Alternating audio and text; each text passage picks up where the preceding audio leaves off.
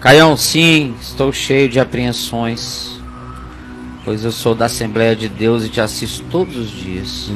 Leio o Novo Testamento, mas parece que de vez em quando fico culpado, pois em mim ainda há uma certa apreensão, pois não se pode auto-justificar-se, e sendo apenas pela fé. Porém, não tenho praticamente fé. Como faço, Caio? Tem que continuar se expondo à palavra, porque a fé vem pelo ouvir e pelo ouvir a palavra de Deus. Pelo ouvir, quando Paulo disse isso, é porque a mídia da leitura era uma mídia muito mais difícil do que a mídia da oralidade, da fala pública. Essa era a grande mídia de comunicação humana nos dias de Paulo. Eles não saíam carregando rolos. Não saíam carregando rolos, em pergaminhos e pergaminhos. Era a memória, a fala, a criação em cima do memorizado, a construção do novo a partir de uma fala nova. Mas era assim, no caso do Evangelho, eram as histórias e os ensinos de Jesus sendo narrados e as interpretações dos apóstolos sendo agregadas às interpretações nas reuniões comunitárias. Era só o que se tinha. Então, por isso a fé vem pelo ouvir. Uma carta era uma coisa muito rara. O que era frequente era deixar um mensageiro presente que entenda, que possa dizer para vocês quais são os meus caminhos em Cristo, não é o que Paulo fala? Como eu me comporto, qual é o nosso entendimento no Evangelho. Deixa uma pessoa que não vai falsificar a compreensão. E essa pessoa ensina, fala e prega. Isso era, na maior parte das vezes, antigamente. Assim que acontecia. Então a fé vem pela manifestação da palavra. Seja ela falada, seja ela lida. Eu sou exposto à palavra explícita que carrega o rema de Deus, no sentido de que carrega aquele poder dinâmico da fé, afirmando o que você disse que me ouviu, sentiu de mim, lá em Cesareia de Filipe, na pregação que você disse hoje de manhã, que esse cara quer passar, ele crê nisso, e se pudesse arrancava e jogava pela lente esse negócio para a alma da gente. Esse é o espírito rema da fé, de que é o meu momento de autenticidade total da minha convicção de fé, que é tão real, que muitas vezes eu estou pregando e me dá uma sensação de que eu me transportei para o ambiente que eu estou descrevendo. A sensação que eu tenho existencial de ser partícipe dos evangelhos, das narrativas, é uma loucura. É um negócio de doido. Eu me sinto testemunha ocular. De tanto que eu viajo para dentro daqui, eu viajo, eu me transporto. Claro, todo mundo de bom senso vai me lembrar que é uma questão de viagem subjetiva, psicológica. Obrigado pela lembrança, claro, amigos. Mas na subjetividade ela enraizou uma concreção de percepção existencial em mim equivalente às experiências históricas que eu tenho, de tão poderosas que essa introjeção se tornou no meu ser. Então,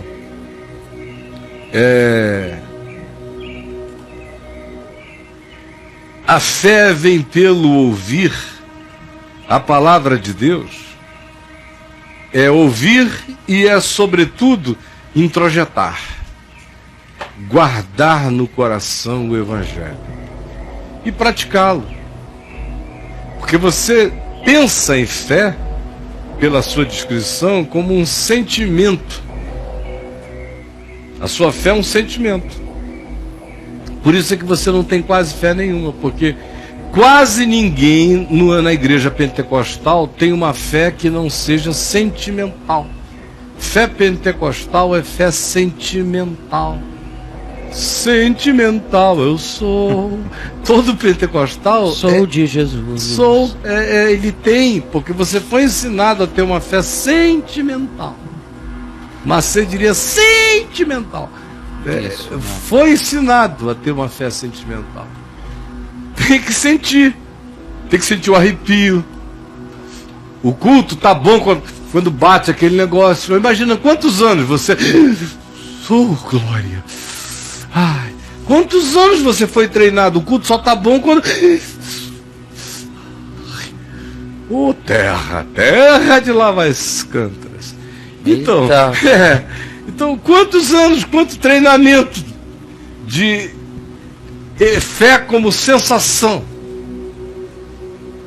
No tempo da juventude toda dele, quando cantavam os guerreiros se preparam com a banda, ele já levantava arrepiado e marchava lá dentro, e o Tony também, e eu também, todos nós, na década de 70, vamos lá, os guerreiros se preparam. Mas hoje em dia toco os guerreiros, eu não marcho mais, a minha fé diminuiu? Não.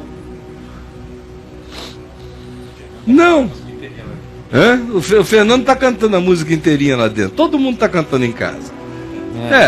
Não. Às vezes sim, às vezes não.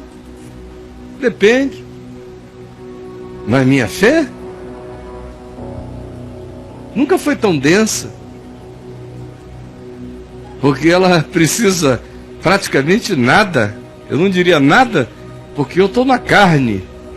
E na carne, aqui e ali, por mais maduro que você seja, você ainda precisa de alguns afaguinhos, alguns cafunézinhos, alguns selinhos, alguns beijinhos de anjo, só para dizer, vai meu filho. E como eu mostrei aos de manhã aqui que Jesus é misericordioso, ele diz, tá legal, Caio, tá legal. Paciência. Tá legal, Caio. Tá legal, tá meu. Tá bom, entendi, Caio. Tá bom. Tá legal. Tá legal. Ah, se Jesus não tivesse dito tá legal pra mim tantas vezes, quanta bobagem eu tinha feito a mais. Tá legal, aí você já espera e aprende.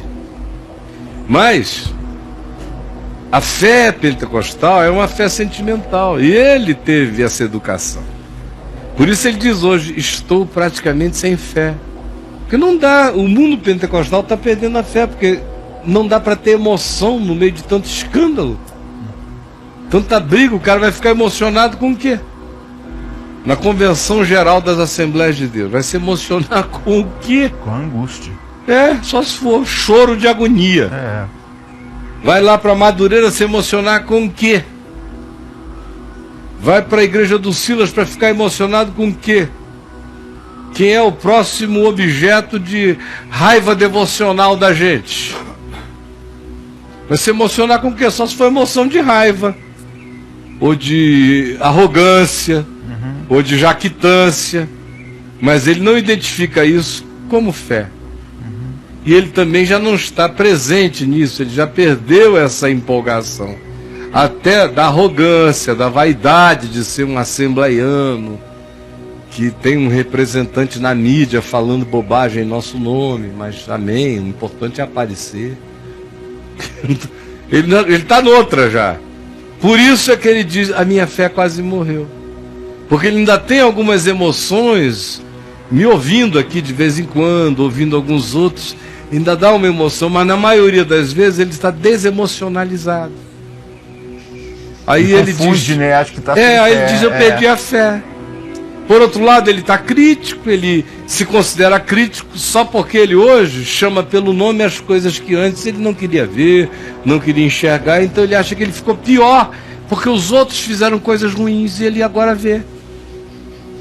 E o que você fez de ruim? Você roubou alguém? Ensinou um desevangelho para os outros? Mentiu? Corrompeu a alma do povo? Não, você não fez nada, mas tem gente se sentindo muito má. Porque hoje enxerga isso.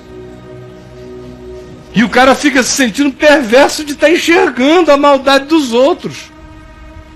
Feita sobre milhões de pessoas e milhares de pessoas. E se culpa. Aí diz, com isso, ele diz, isso não pode ser um sentimento de fé. Enxergar não pode ser um sentimento de fé. Ver a loucura, a maluquice, o engano, não é um sentimento de fé. Fé para mim tem que ser algo que me emocione, que me arrebate. O enxergamento da realidade não é o olhar da fé. O olhar da fé tem que me arrebatar da realidade. Foi o que ensinaram para ele. Nunca ensinaram a ele a fé como um olhar penetrante na realidade. Só ensinaram a ele a fé como um olhar evasivo da realidade. Aí ele não consegue discernir fé no momento Jeremias dele de ser, no momento Isaías da alma dele, no momento Ezequiel do ser dele, em que ele está chocado, vendo loucuras, o que fazem os anciãos de Israel nas câmeras e nos bastidores das suas hipocrisias e mentiras, perseguido como Jeremias, vivendo relativizações como Isaías, chamado de traidor por um aqui, por outro ali, porque não segue mais a mesma cartilha, mas intacto, apesar de chorar, apesar de dizer, porque Deus, porque eu, ó Deus, porque não um outro, porque não uma outra voz, porque minha tem que ser essa voz que fala, a boca que fala, porque meu tem que ser o olho que vê, como diz Jeremias. E porque meu tem que ser o coração que sofre essa angústia de perceber numa geração que não quer enxergar. Mas é fé. E Jeremias estava emocionado quando falou aquilo ali, estava, mas não era nenhuma emoção arrebatadora, era emoção de lamentação, de angústia. Fé. Atravessando o vale, subindo a montanha, descendo no abismo. Fé. Fé na plenitude da luz e fé vivendo em trevas, porque para ti as trevas e a luz são a mesma coisa, fé. Então, meu querido, você tem que começar a praticar o Evangelho desemocionalizadamente, porque a emoção vai seguir a consciência. Não o contrário. Não, se você for esperar a sua emoção determinar a sua consciência, você vai ser um eterno meninado em estado de espera. Agora, é a sua consciência madura que determina a sua emoção. É quando você levanta e faz o que é bom. Porque não porque você está sentindo que será uma delícia fazer, mas porque você sabe que tudo que é bom a gente deve fazer. Porque aquele que sabe o que é bem e bom e não faz, nisto está pecando.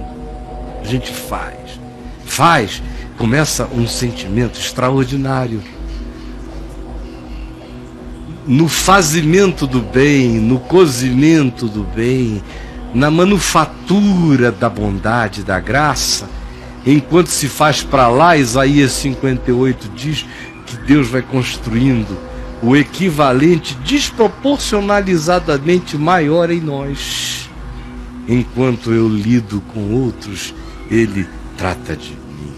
Enquanto eu realizo esse bem consciente, Ele realiza um bem que nasce do meu inconsciente, que vai invadindo a minha consciência com uma alegria de ser, independentemente de qualquer outra coisa, de corroborações do ter, ou dos status, ou das circunstâncias, ou das ambiências de sucesso ou de validação.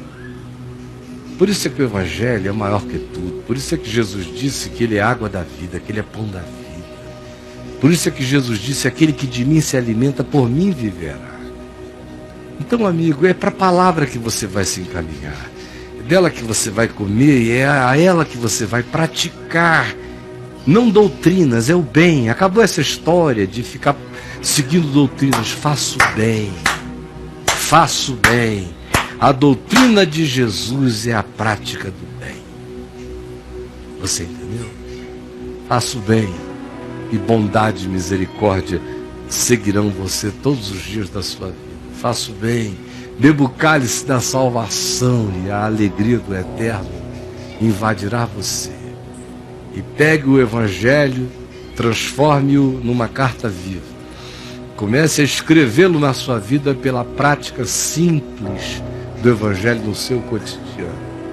E aí a alegria do eterno vai começar a brotar no seu coração como uma paz poderosa. Poderosa.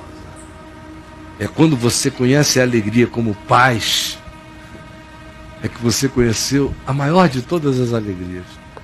Porque a maior de todas as alegrias não reside numa gargalhada, mas na paz profunda de um rio.